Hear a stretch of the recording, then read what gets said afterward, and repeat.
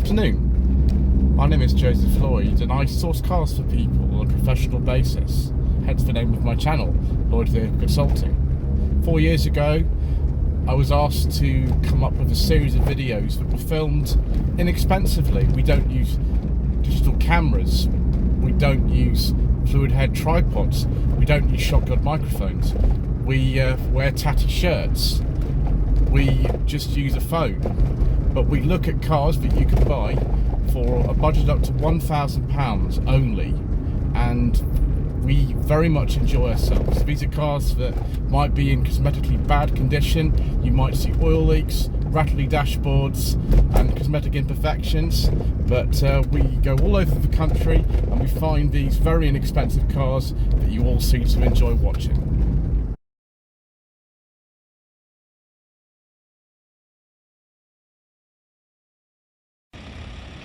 Oh viewers, we like last minute no budget reviews, don't we?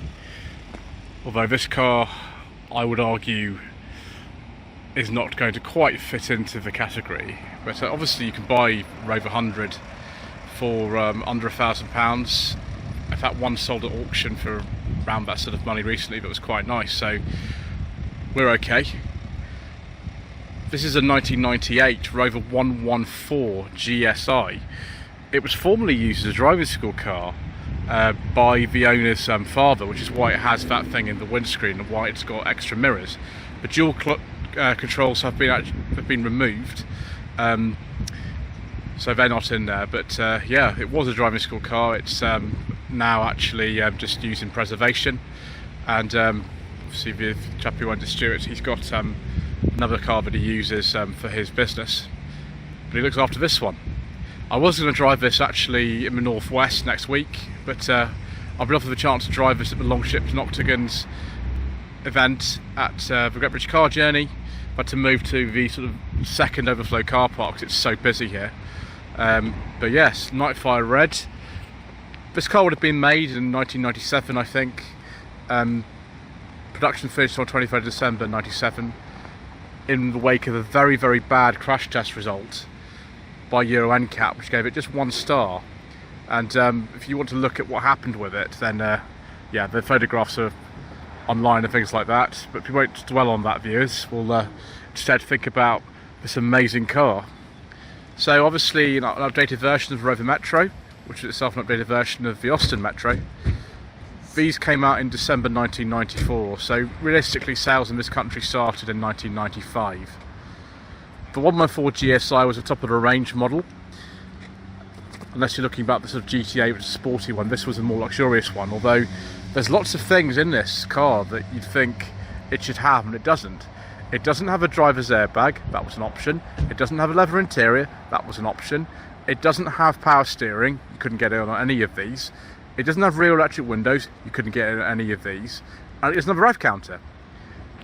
So this being one of the last ones made, you'd think it would have the rev counter because the 114 GTA had it and the late GSIs apparently had it. But if you look inside here, we haven't got one, which is really weird. It's ever so odd. So I don't know what's going on. This must have a much earlier build date than those later ones. And also, considering this is the top of the range most luxurious model, look at all these blank switches we've got here. It's very kind of cynical, really, in a way, that you know, they sort of in some ways made it a bit nice, and we've got some very nice mix of the paisley fabric, this is called, but I want a bit more. Like, if you buy yourself a nice Fiesta gear, you're going to get a lot more equipment than in here. But you know, never mind, maybe the typical Rover 100 customer wasn't that fussed about it. Also, there's no lever on the steering wheel, just noticed that. So yes, not called the 100 in some people's minds. Some people can still call it a Metro, although it's not. And actually the previous car, the Rover Metro, was called the 100 in some other countries, which is very confusing. But we're going to stick to calling it the 100 or 114 because that's what it's actually badged as, what it was known as. With the Rover 100 coming in December 94, they did make some changes to the interior. That, for example, was changed. It has a light switch, I think. We've got a wonderful old Philips Savvy mobile phone in there. I might have to take it off the seat actually, because it sort of kind of moves around when you go around corners. And then we can see there's actually a picture of Stuart's father back in the early 2000s when he was using this as his instructor car. Controls for heating, ventilation, very standard Metro. When the Austin Metro was facelifted in late 1984, the dash kind of still looked like this. It's been updated since then, but it's similar. Vent down here, very nice auto reverse Rover cassette deck in here, which would look very nice in 1998. Then we've got Rover R8 stalks in here. The Rover Metro had those original Metro stalks that came in with the facelift in late 84. And then we've just got a token bit of wood just plonked there, which is weird. That's not, by the way, the light switch, that's the headlamp levelling. The sills are still absolutely massive. You've got to watch yourself getting in and out. The electric windows, and this was the only trim I think that you could get the electric windows on, are just there, which looks like a bit of an afterthought, because it probably is. And then the winder's been taken away from there. As I think I mentioned before, you couldn't get electric mirrors on any of these, and so they're all manual mirrors. And then you want more mirrors? Well, you got more mirrors there. Sunroof in this one, just a pop-up sunroof. I mean, it's reasonably comfortable. The driving position's alright. It's a bit different from the original A-series Metros, and the steering wheel's completely in a different position. But, you know, there we go. Can I get in the back without struggling there? So it's just a C. Obviously you get a 3 or a 5 door. The GTAs, I think, were all 3 door, and the GSIs are all 5 door. This might be interesting. Let's just see. Oh gosh. Oh no. Ow. It's not very spacious in here, viewers, but considering the original car was designed in late 70s really, and introduced in 1980, I suppose it wasn't too bad at the time, but by this time that this was introduced, you're talking about things like this sort of Mark IV Fiesta, the Mark I Punto, and the Corsa B being around, and they're just a bit more spacious than this. Only one ashtray in that side there. No armrest, but you know, never mind. No rear head restraints, never mind. And manual windows, but that's fine. I do like this fabric though. The fabric is similar to the ones I used to have in my old HHR Rover 416 SLI automatic. Actually, very similar sort of paisley fabric. Yeah, it feels quite nicely trimmed. It's just I wish there was a little bit more equipment in here, but you know, maybe I'm being fussy. Right, so the boot, I suppose similar size to the original Metro. I think, let's just look here. Yeah, they are speakers in there. I thought they were, and that's also under here. They've tied it up a bit from the older Metros. Or the older cars, I should say. They've put the sort of reels for the seat belts sort of a bit more away, rather than on some of the early ones where they're just sort of exposed like an afterthought. I mean, it's all right, I suppose. It's for a little car like this. If you were in marketing departments at Rover Group in the 1990s, you quite wisely, if you wanted to keep this in production, positioned it below the R3 Rover 200s. And that's exactly what it is. It worked well for a lot of people, and all they could do when the Euro NCAP crash test result came in and you know, made things difficult for the publicity, was to get rid of this and introduce a 1.1 litre version of the R3 200, which is, in some ways, it should have been a replacement of this anyway, but it wasn't. They marketed it a bit further up. But we've got like a briefcase in here and limited and MG stuff. It's all very exciting, isn't it? And there's the little thing that goes on the top. Not normally this one anymore. Normally it's the modern car that Stuart has. Shut that properly. There we go. It's amazing. This car's only done like 45,000 miles. It's in really nice condition. Right, let's have a look under the bonnet, shall we? So, good old K-Series engine. 1.4 litres of capacity, generating this car around 95 horsepower. This is a 16 valve version. You could also get an 8 valve version of the 1.4, and then you could get it with single point and multi-point injection on the 16 valve version. This is the single point version. The multi-point actually in the GTA and some other models was 103 horsepower. So yeah, it looks reasonably easy to work on, I suppose. It's a bit more cramped in here than some original A-series Metros. We have got a brake servo, thank goodness. Very large washer-fluid reservoir for some reason, maybe because the tank is up here. You do have to watch for head gasket issues on these. It's not as common on these as some of the larger K-series engines or the later ones. But if you have a nice Victor Rhines or Lotus Elise equivalent sort of head gasket set, you do it properly, then actually that can solve a lot of the issues that these cars have had. The multi-layer steel gaskets aren't actually as good, unfortunately, which is a shame, I suppose. But yeah, very different from the original A-series Metros under here, which was a sort of big ideological shift for Rover when the original Rover Metro came out in 1990. Right, that's quite enough, I think. Let's go for a drive, shall we?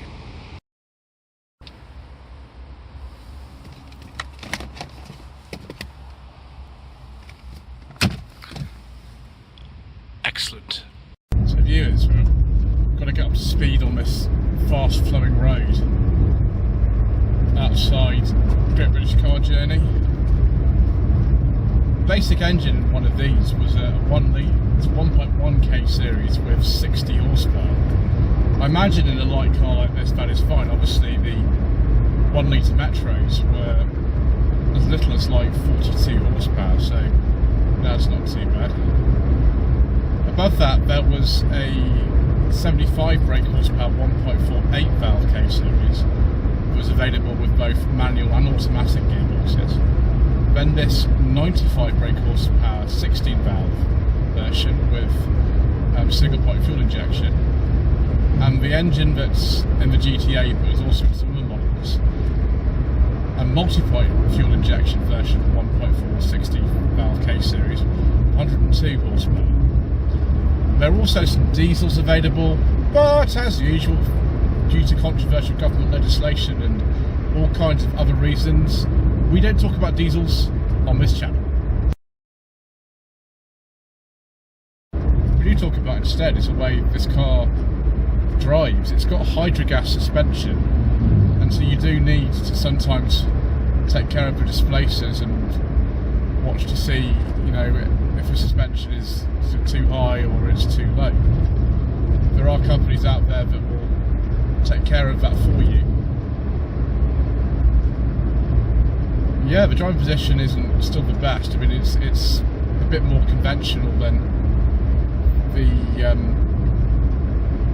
old A-series Metros were, but it's still not the best I've ever experienced. The pedals are very offset. You get used to it very quickly, but they are quite heavily offset to the left-hand side. So you've got to be a little bit on the careful side. See if we can actually do a bit of reversing on camera, show how easy it is in this car. It's got the R65 5-speed manual in this. That's a Peugeot derived gearbox. It's also in things like the Rover R3 200. There we go. Excellent. In this car it feels really tight and slick. I don't know if it's been rebuilt or something. No power steering, because you couldn't get power steering in any Metro or Rover 100, but it feels light enough anyway. Obviously you've got to make sure you do your push-pull technique. So off we go again. Oh, actually, with this engine and gearbox, it feels good. It feels quite lively because the car doesn't weigh very much. So yeah, I'm enjoying up to 50. To 5th, there we go. Yeah, the ride and handling actually are quite good. They're absolutely fine. It doesn't feel quite as stiff as some of the Metros I've been 104 of the A-series ones, so it's quite a lot. Hopefully you can still hear me through this. I have to shut the sunroof. Yeah, it's not the most refined car. It feels much more old-fashioned, something like a Corsa B or a Mark 1 Punto, both of which were available in 1998, and both of which I've covered on the channel quite recently on no budget reviews. There's just something about this, this sort character, and actually the steering's really good in this. I can see why somebody, you know, would still want to buy one of these, even as late as 1998, because there's just something about these that you don't find with the other one. They tend to be a bit more of a kind of dull experience, whereas this, because it does belie the roots of late 70s design in some way, some of its driving position, even though it has been changed from the A-series metrics. It's a decent little car, this. It's the sort of thing that, as a starter classic, would be really superb. Particularly this, you know, later 100 shape, for the simple reason that you don't need to worry so much about carburettors and chokes and things like that. And you've got luxuries in this car like remote central locking and electric windows. Quite like it.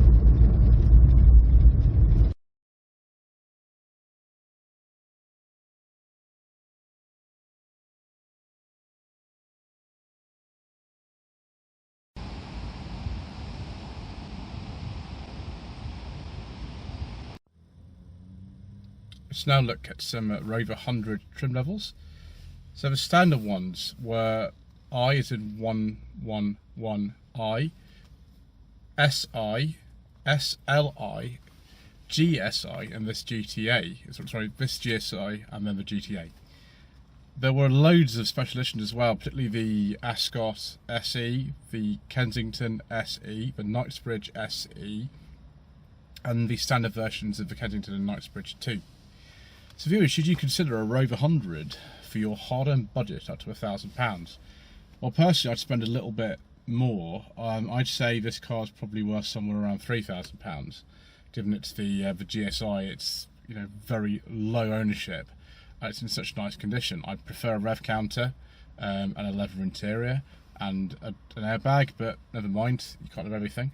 You've got to watch the rust on these. You've got to watch if the head gasket's blown. You've got to watch for the electrics and things like that, but they are pretty good fun. I've enjoyed myself with this car very, very much indeed. Thank you again to Stuart for letting me have a go. Anyway, thank you ever so much indeed once again for watching. Please don't forget to subscribe to the channel, like this video, leave a comment below, and we shall see you again very soon for some more inexpensive motoring.